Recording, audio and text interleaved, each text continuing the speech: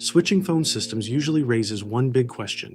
What happens to the number your customers already know by heart? With Allo, you bring it with you.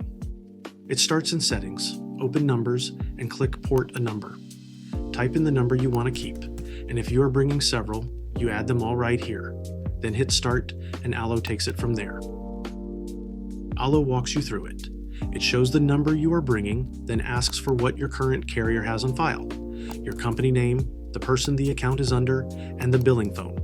Right after that, the service address tied to the line. All of this has to match your latest bill, so the two carriers recognize each other.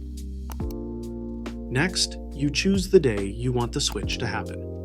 Your number keeps working on your current carrier right up to that date, so your line stays live the whole way through and your customers always get through.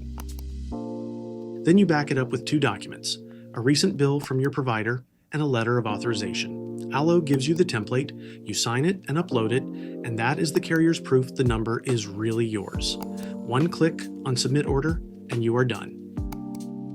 Your port now shows up right here, marked Submitted. From this point, Allo handles the back and forth with the other carrier and keeps you posted. When it completes, the number is yours inside Allo, ringing your team. And that's it. Now you know how to bring your number to Allo